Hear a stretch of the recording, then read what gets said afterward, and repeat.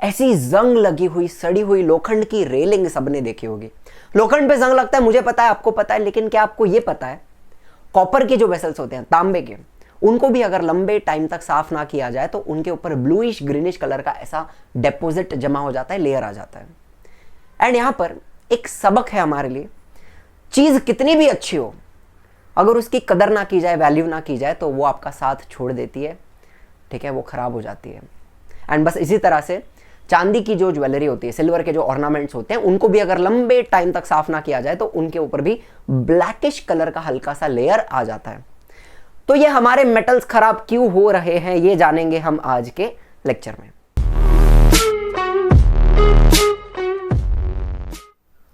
Hello everyone, my name is Parth, welcome back to my YouTube channel. हमने शुरू किया metallurgy from SSC class 10 science 1 chapter number 8, जिसका देखेंगे last lecture number 7, जो page number 106 से लेके 108 के ऊपर आधारित होगा। एंड यहां पर बात करेंगे about a very very important topic, corrosion of metals and it's prevention. Exam में इसके ऊपर भी काफी सारे क्वेश्चंस पूछे जाते हैं, तो ये टॉपिक भी हमें उतने ही अच्छे से पढ़ना है। And if you are new to the channel, subscribe करना, शेयर करना, वीडियो को लाइक भी करना। We also have a Telegram channel, जिसकी लिंक आपको मिल जाएगी डिस्क्रिप्शन में, फटाफट जाके ज्वाइन कर लो। वहां पर regular updates, notes, upcoming live lectures का शेड्यूल, पोल्स, ये सारी चीजें पोस्ट करते रहता हूं, तो जाओ फटाफट ज्वाइन कर लो। अब देखो, हमारा जो लोखंड है वो लोखंड खराब होता है, जंग लग जाता है उसके ऊपर, ये मुझे पता है, लेकिन because of this it causes large financial loss, बहुत सारा नुकसान हो जाता है यहां पर, बराबर है। एंड ये पूरा जो रस्टिंग का प्रोसेस है, इसका जो केमिकल रिएक्शन है, वो हमने chemical reaction and equations chapter में पढ़ा है, पूरे डिटेल में पढ़ा है। सिंपल सा हिसाब होता है। देखो, ये हमारा लोखंड है, लोखंड मॉइस्ट एयर के साथ रिएक्ट करता है। मॉइस्ट एयर मतलब क्या, वाटर हो गया और ऑक्सीजन, इन दोनों चीजों के साथ हमारा लोखंड रिएक्ट करता है एंड हमें रस्ट बनाकर, जंग बनाकर देता है। इसका फॉर्मूला भी हमें पता है, Fe2O3.H2O। आयन ऑक्साइड, उसके साथ एक वाटर मॉलिक्यूल जुड़ा हुआ रहेगा, हाइड्रेटेड आयन ऑक्साइड भी आप इसको बोल सकते हो। ये हो गया आपका रस्ट। अब आपको एक बहुत ही इंटरेस्टिंग चीज बताता हूं। देखो, हमारी स्टैच्यू ऑफ लिबर्टी, इस स्टैच्यू ऑफ लिबर्टी का कंस्ट्रक्शन 1875 में शुरू हुआ था एंड 1886 में खत्म हुआ, तब जाके it was open for public, लोग आके देख सकते हैं। स्टैच्यू ऑफ लिबर्टी कॉपर का बना हुआ है, ठीक है। तो जब वो बना था, 1886 की बात है, तब वो ब्राउन कलर का था और क्या चमकता था। लेकिन अगर आज जाके आप उसको देखते हो तो वो आपको ऐसा ग्रीनिश ब्लू कलर का दिखेगा, इस तरह से दिखेगा। तो यहां पर क्या हो गया भाई, देखो सुनो, हमारा जो कॉपर है ना, वो कार्बन डाइऑक्साइड के साथ रिएक्ट करता है, ठीक है। Carbon dioxide in moist air reacts with the surface of copper and, सुनना ध्यान से सुनना, कॉपर कार्बन डाइऑक्साइड के साथ रिएक्ट करके मुझे कॉपर कार्बोनेट बना कर देता है। तो जो ग्रीन कलर का लेयर हमें दिखता है वो किसका है, कॉपर कार्बोनेट का है। सुनो, copper will lose its lustre, copper की जो चमक है वो चली जाएगी due to the formation of greenish layer of copper carbonate, जिसका फॉर्मूला होता है CuCO3, कॉपर कार्बोनेट। अब यहां पर आपको मैं एक दो चीजें एक्स्ट्रा बताऊंगा जो टेक्स्ट बुक में नहीं दी है। देखो, पूरा रिएक्शन आपको बताता हूं। कॉपर जो है ना, वो ऑक्सीजन के साथ, कार्बन डाइऑक्साइड के साथ एंड वाटर, इन सब के साथ रिएक्ट करता है एंड मुझे दो चीजें मिलती हैं। एक तो कॉपर हाइड्रोक्साइड CuOH ट्वाइस, ये भी मुझे मिलता है, प्लस कॉपर कार्बोनेट। तो जो ग्रीनिश ब्लू लेयर दिख रहा है ना, उसमें दो चीजें हैं, कॉपर हाइड्रोक्साइड भी है और कॉपर कार्बोनेट भी है, दोनों चीजें होती हैं, ठीक है। यहां तक बात समझ में आ गई, ठीक। तो ये जो कॉपर का कोरोजन का जो प्रोसेस है, इसको बोलते हैं पैटिनेशन ऑफ कॉपर, ठीक है। This process is called patination of copper. And जो ब्लू ग्रीन कलर का लेयर है उसको पैटिना बोलते हैं, पैटिना, ओके। बात करते हैं सिल्वर की। सिल्वर को भी अगर लंबे समय तक बाहर रख दिया जाए तो धीरे धीरे वो ब्लैकिश हो जाता है, थोड़ा हल्का सा काला हो जाता है। On exposure to air, silver articles turn blackish after some time. तो ये क्यों हो रहा है, इसके पीछे भी एक सिंपल सा हिसाब है, एक रिएक्शन है। अपना silver Ag, it reacts with hydrogen sulphide gas in the atmosphere. अब हवा में हाइड्रोजन सल्फाइड बहुत ज्यादा नहीं होती है, वेरी स्मॉल क्वांटिटी, एंड ये गैस कहाँ से मिलती है आपको पता है? By decomposition of organic matter. Gutter है, नाला है, कचरे का डब्बा है, वहाँ से जो बास वास आती है ना, उसमें hydrogen gas, hydrogen sulphide gas present होती है, ठीक है। एंड अपना सिल्वर उसके साथ रिएक्ट करता है एंड क्या बना के देता है? सिल्वर सल्फाइड, जिसका फॉर्मूला है Ag2S। सिल्वर सल्फाइड, इसका एक हल्का सा ब्लैकिश लेयर आपके सिल्वर के आर्टिकल्स के ऊपर आ जाएगा, ठीक। एंड लास्ट बात करते हैं एल्यूमिनियम की। By oxidation of aluminium a thin layer of aluminium oxide forms on it. ये जो आपको एल्यूमिनियम का सरफेस दिख रहा है, इसके ऊपर एक हल्का सा व्हाइट कलर का लेयर आपको दिखेगा, हल्का सा ऐसा गंदा हो गया है। वो जो व्हाइटिश लेयर है वो किसका है? एल्यूमिनियम ऑक्साइड का लेयर है, ठीक है। तो हमारे मेटल्स खराब तो हो गए, लेकिन इनको हम प्रोटेक्ट कैसे करें? क्या हम इस कोरोजन को प्रिवेंट कर सकते हैं? कर सकते हैं। Let us understand prevention of corrosion. देखो, कोरोजन जो है उसकी जड़ क्या है? जब आपका मेटल एटमॉस्फेयर के साथ रिएक्ट करता है, ऑक्सीजन हो गया, कार्बन डाइऑक्साइड हो गया, वाटर हो गया, हाइड्रोजन सल्फाइड हो गया, जब आपका मेटल एटमॉस्फेयर के साथ रिएक्ट करता है तब जाके खराब हो रहा है, तब जाके सड़ रहा है। क्यों ना हम हमारे मेटल को किसी दूसरे सब्सटेंस से कोट कर दें, किसी दूसरे सब्सटेंस का एक लेयर अपने मेटल के ऊपर चढ़ा दें, तो क्या हम हमारे मेटल को बचा सकते हैं? हमारा मेटल एटमॉस्फेयर के साथ रिएक्ट नहीं करेगा, यस और नो? तो देखो, corrosion of metal can be stopped by keeping metals isolated from a direct contact with air। हम हमारे मेटल को एयर के साथ डायरेक्ट कांटेक्ट में नहीं आने देंगे। अब ये करने के लिए बहुत सारी मेथड्स अवेलेबल हैं, कुछ बेसिक मेथड्स हैं और कुछ एडवांस्ड मेथड्स भी हैं। पहले बेसिक वाली की बात करते हैं। आप सिंपली आपके मेटल को पेंट कर दो, तो पेंट आपके मेटल को प्रोटेक्ट कर सकता है। हाँ जी, कर सकता है। वैसे ही अगर मैं मेटल के ऊपर ऑयल डाल दूं तो ऑयल भी प्रोटेक्ट करेगा, ग्रीस लगा दूं तो ग्रीस भी प्रोटेक्ट करेगा, या फिर मैं अपने मेटल के ऊपर वार्निश का एक लेयर लगा सकता हूं। वार्निश भी पेंट जैसा ही होता है, लेकिन ना ये वार्निश रेजिन से बनता है। रेजिन नाम का एक मटेरियल होता है, उसको अल्कोहल में डिसॉल्व किया जाता है एंड फिर उसका एक लेयर आप मेटल पे लगा सकते हो। अब यूजुअली वार्निश मेटल्स के लिए यूज नहीं किया जाता, वुडन आर्टिकल्स जो होते हैं, लकड़े की चीजें, उनको प्रोटेक्ट करने के लिए वार्निश लगाया जाता है, लेकिन मेटल पर भी लगाया जा सकता है, ठीक है। तो हमने क्या किया? पेंट लगाया, ऑयल लगाया, ग्रीस लगाया या फिर वार्निश लगाया। लेकिन एक प्रॉब्लम है यहां पर, देखो भाई, we cannot protect the articles permanently from rusting by painting. सिर्फ पेंट मारने से हमारा मेटल परमानेंटली प्रोटेक्ट नहीं होगा। स्क्रैच आ गया तो क्या करोगे? देखो, मान लो गाड़ी को मस्त पेंट किया, लेकिन आपने ठोक दी गाड़ी, एंड ठोकने के बाद उसके ऊपर स्क्रैच आ गया। जहां पर स्क्रैच आया वहां पर आपका मेटल एक्सपोज हुआ, हवा अंदर घुसी, ऑक्सीजन गया, कार्बन डाइऑक्साइड, वाटर, सब कुछ अंदर घुस गया, एंड पेंट का जो लेयर है उसके नीचे आपका मेटल सड़ने लगेगा। If there is a scratch on the paint, the process of rusting will start below the layer of the paint. ऊपर पेंट का लेयर आपको दिखेगा, लेकिन उसके नीचे का मेटल सड़ चुका होगा। ऐसा पेंट निकालो, सड़ा हुआ मेटल आपको दिखेगा, ठीक है। प्रॉब्लम समझ रहे हैं आपको? तो ये बेसिक मेथड्स परमानेंट प्रोटेक्शन नहीं देती हैं, तो हमें कुछ एडवांस्ड मेथड्स यूज करनी पड़ेंगी। पेंट मारने से हमारा मेटल परमानेंटली प्रोटेक्ट नहीं हो रहा है, ये तो हमने बोल दिया। तो अब क्या करें? सुनो, corrosion can be prevented by putting a layer of non corrodible metal on a corrodible metal. म्हणजे काय? सुनो, मान लो मैंने लोखंड लिया है, लोखंड का एक शीट है। लोखंड इज अ कोरोडिबल मेटल, मतलब वो इजीली खराब हो जाता है, उसका कोरोजन फटाफट होता है, बराबर। इसके ऊपर मैं एक नॉन कोरोडिबल मेटल का लेयर चढ़ा दूंगा, ऐसा मेटल जो इजीली खराब नहीं होता। सिंपल। तो क्या हमारा नीचे वाला मेटल प्रोटेक्ट हो जाएगा? हाँ, हो जाएगा। यह कार्यक्रम अलग अलग मेथड से किया जा सकता है। सबसे पहली मेथड हमें दी है गैल्वेनाइजिंग। बहुत सिंपल है फंडा, देखो। Thin layer of zinc is applied to prevent corrosion of iron और स्टील। लोखंड के ऊपर जिंक का एक पतला लेयर चढ़ा देंगे, इसको गैल्वेनाइजिंग बोलते हैं। सिंपल, लोखंड के ऊपर जिंक चढ़ाने का है।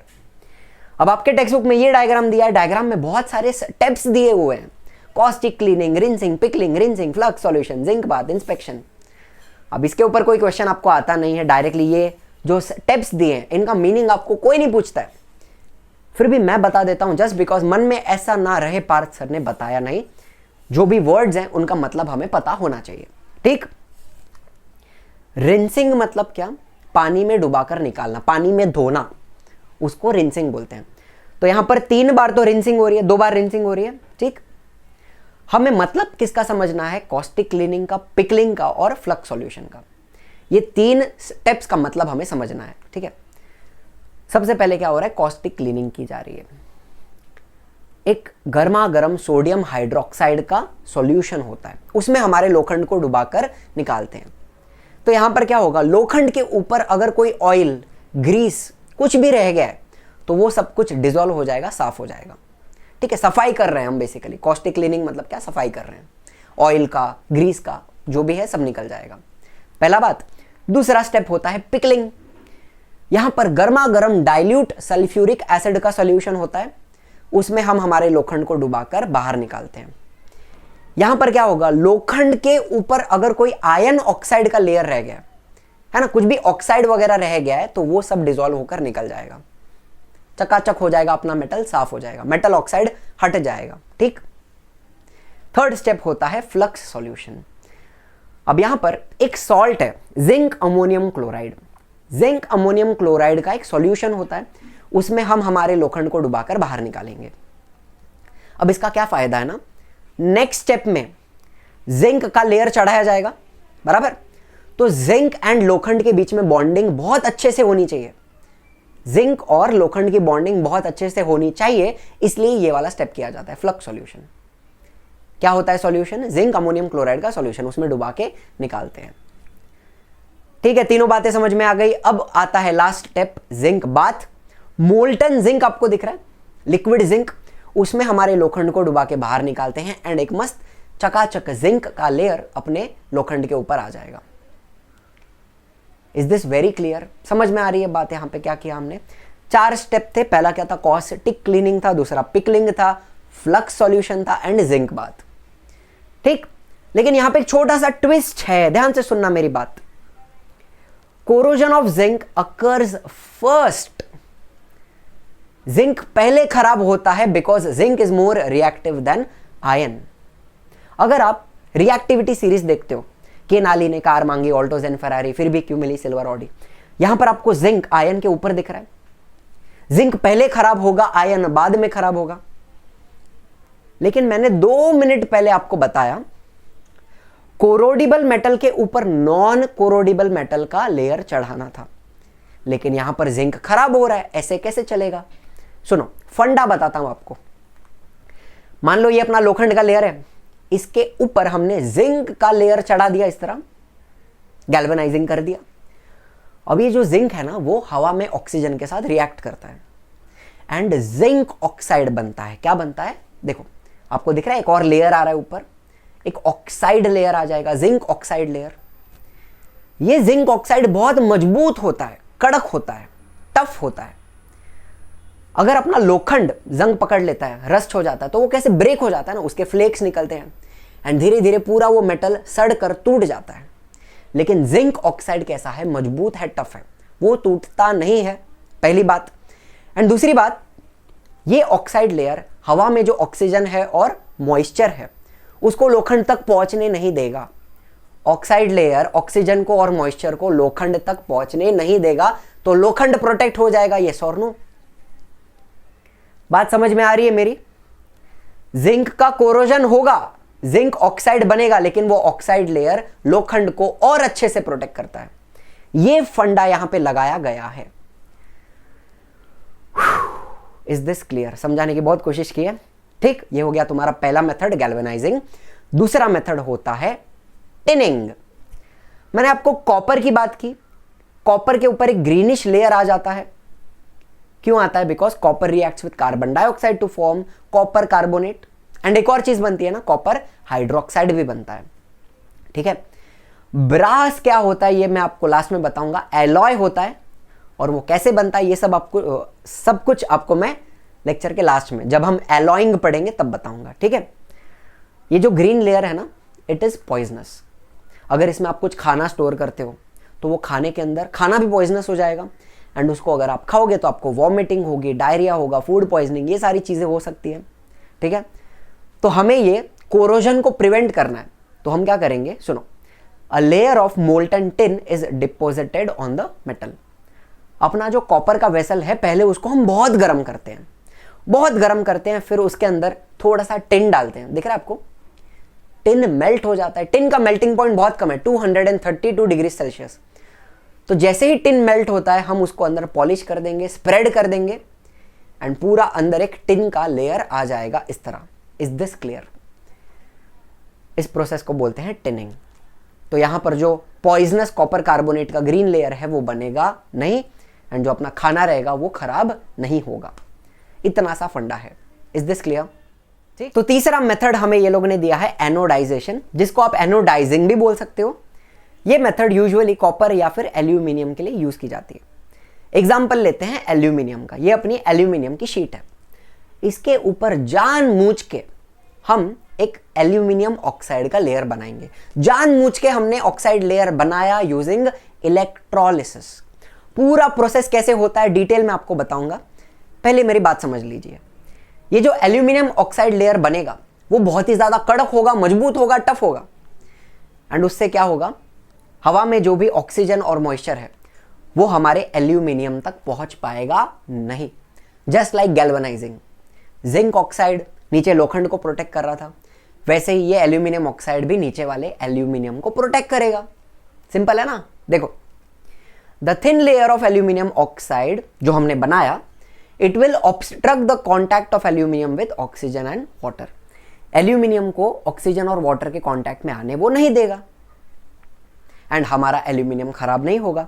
This will prevent further oxidation. Simple. तो अब ये कैसे किया जाता है, देखो। सबसे पहले आपको एक टैंक दिख रही है, उस टैंक के बाजू में एक पावर सोर्स है, उसमें एक पॉजिटिव टर्मिनल है और एक नेगेटिव टर्मिनल है। ठीक है, नेगेटिव टर्मिनल, ध्यान से देखना, उधर देखो, नेगेटिव टर्मिनल टैंक को कनेक्टेड है, तो अपनी टैंक कैथोड है, नेगेटिव टर्मिनल है। एंड जो पॉजिटिव टर्मिनल है वो ऊपर एक हैंगर दिख रहा है, उसको कनेक्टेड है, तो हैंगर क्या बन जाएगा, आपका एनोड बन जाएगा, पॉजिटिव टर्मिनल। एंड उस हैंगर को 3 ऑब्जेक्ट लगे हुए हैं, ये तुम्हारे एल्यूमिनियम के आर्टिकल्स हैं। ठीक है, तो सिंपल भाषा में बताता हूं आपको, एल्यूमिनियम आर्टिकल्स अपना एनोड है, पॉजिटिव टर्मिनल है, एंड बाहर का जो टैंक है वो अपना कैथोड है, नेगेटिव टर्मिनल है। इतनी बात समझ में आ गई? ओके। अब ये जो सॉल्यूशन है ना, इलेक्ट्रोलाइट, वो रहेगा अपना डाइल्यूट सल्फ्यूरिक एसिड। दिख रहा है यहां तक? एकदम क्लियर। अब मैंने पावर सप्लाई चालू किया, इलेक्ट्रिक करंट पास हो रहा है, तो अपना जो कैथोड है ना, टैंक, उसके ऊपर हाइड्रोजन गैस की बबलिंग होगी इस तरह से। ठीक है, हाइड्रोजन के ऊपर प्लस चार्ज होता है ना, हाइड्रोजन का कैटायन है तो वो कैथोड पे जाएगा, कैथोड पे हाइड्रोजन के बबल्स आएंगे इस तरह। एंड एनोड जो है उसके ऊपर ऑक्सीजन के बबल्स आएंगे। ऑक्सीजन का एनायन होता है, एनायन गोज टू एनोड।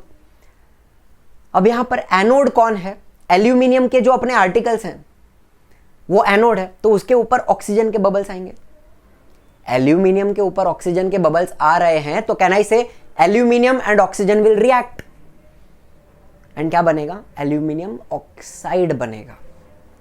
ठीक है, तो धीरे धीरे जैसे ये इलेक्ट्रोलिसिस कंटिन्यू होगा, एल्यूमिनियम का जो आर्टिकल्स है उनके ऊपर धीरे धीरे एक एल्यूमिनियम ऑक्साइड का लेयर बन जाएगा। पूरे आर्टिकल के ऊपर एक यूनिफॉर्म लेयर बनेगा। ठीक है, चारों तरफ एक कंप्लीट प्रोटेक्शन आपका एल्यूमिनियम ऑक्साइड का आ जाएगा। एंड जितनी देर तक आप ये इलेक्ट्रोलिसिस कंटिन्यू करोगे उतना वो लेयर मोटा होते जाएगा, थिक होते जाएगा। ठीक है, इज दिस वेरी क्लियर? ये होता है तुम्हारा एनोडाइजिंग।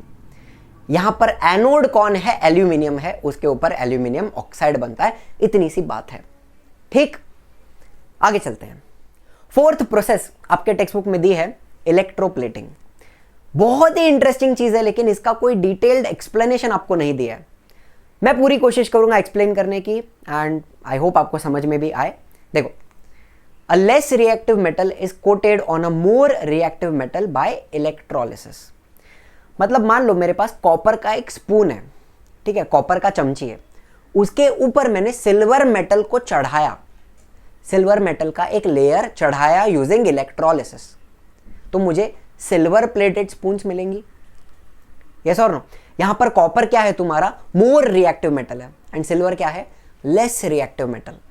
तो हमने क्या किया, लेस रिएक्टिव मेटल का एक लेयर मोर रिएक्टिव मेटल के ऊपर चढ़ा दिया यूजिंग इलेक्ट्रोलिसिस। ये हमें करना है।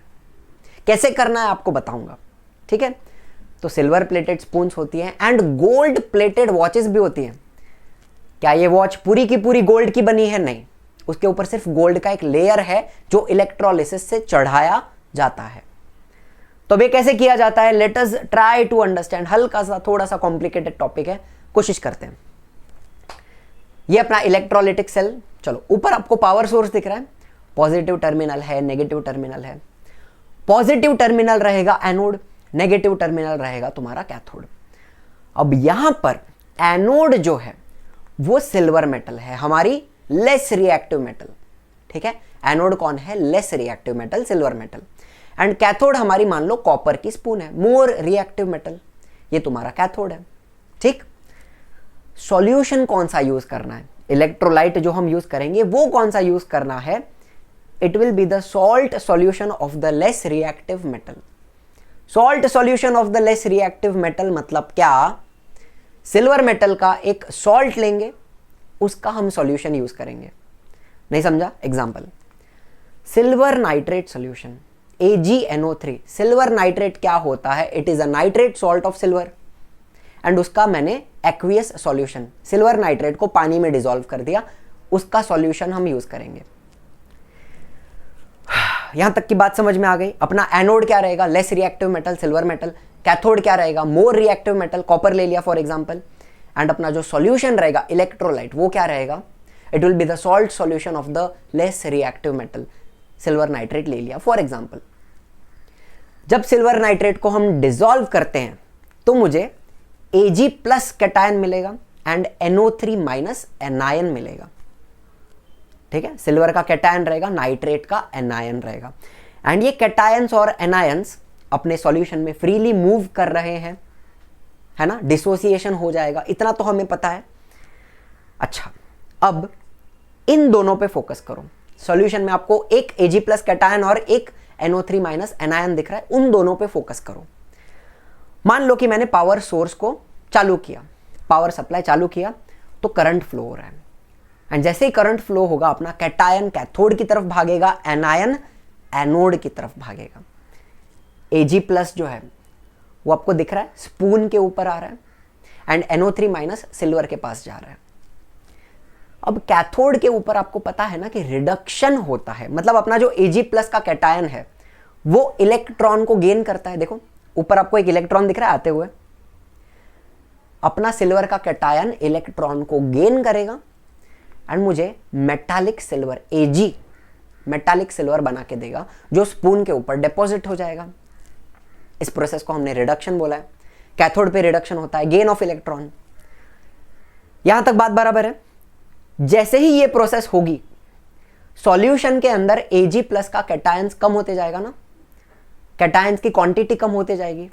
तो अब क्या करें, सुनो, एनोड किसका बना हुआ है, सिल्वर का बना हुआ है। मान लो एनोड पे आपको एक Ag एटम दिख रहा है, वहां पे देखो एनोड पे Ag का एक एटम दिख रहा है आपको, वो एटम इलेक्ट्रॉन को लूज कर देगा, एनोड पे ऑक्सीडेशन होगा, लॉस ऑफ इलेक्ट्रॉन। Ag में से इलेक्ट्रॉन बाहर आ गया तो वो Ag प्लस हो जाएगा, कैटायन बन जाएगा, देखो Ag plus, loss of electron, इसको क्या बोलते हैं, ऑक्सीडेशन। एनोड पे ऑक्सीडेशन हुआ, एंड अब क्या होगा, वो Ag प्लस कैटायन पानी में डिसॉल्व हो जाएगा एंड वो इलेक्ट्रॉन सर्किट में घूमेगा इस तरह से, देखो, एंड ये प्रोसेस कंटिन्यू होते रहेगी। तो धीरे धीरे धीरे करके आपका जो पूरा एनोड है, सिल्वर का एनोड, वो कैटायंस बन जाएगा एंड पानी में डिसॉल्व होते जाएगा, एंड धीरे धीरे करके कैथोड के ऊपर डिपॉजिट होने लगेगा। एनोड पे ऑक्सीडेशन होते रहेगा, कैथोड पे रिडक्शन होते रहेगा और सिल्वर मेटल डिपॉजिट होने लगेगा।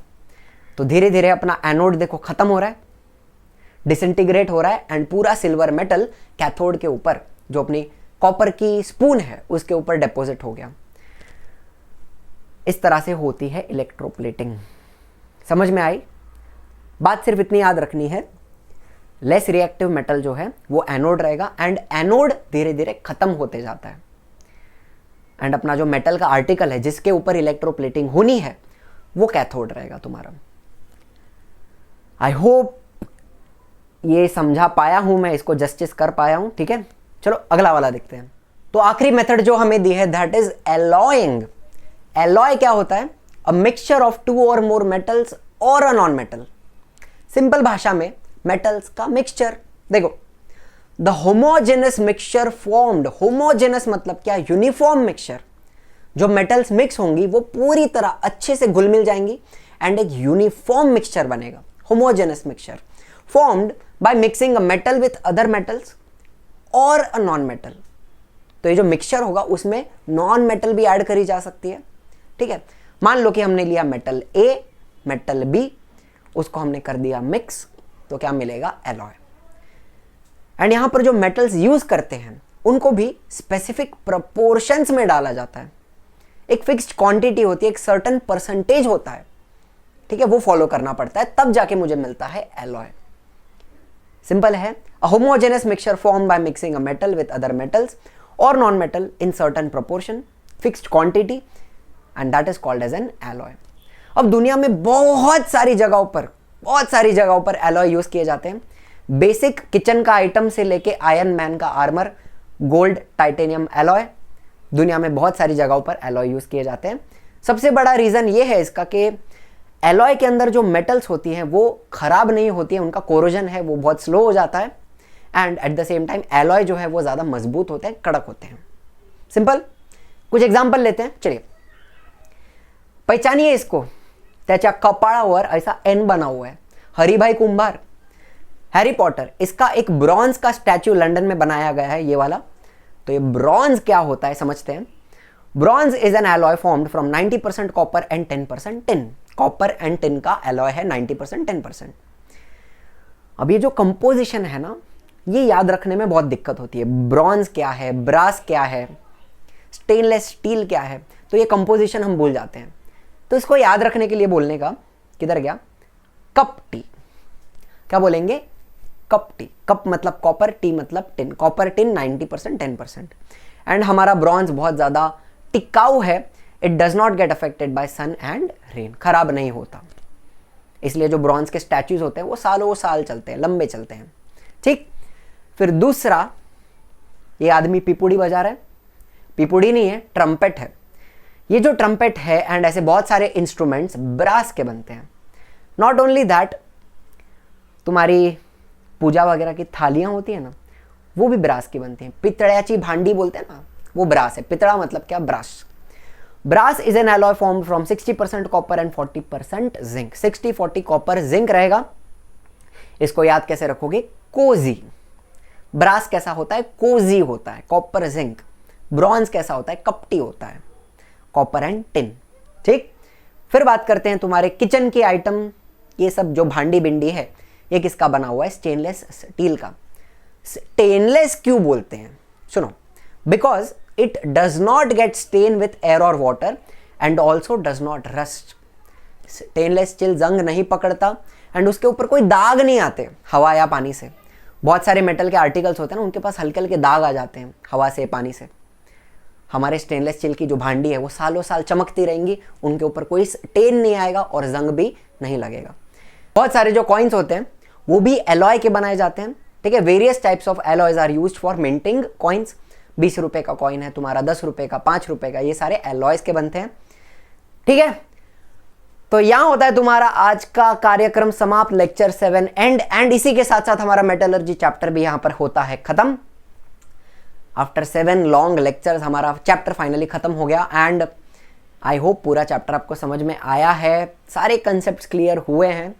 ठीक है, अगर वीडियो अच्छा लगा है तो लाइक करना, शेयर करना।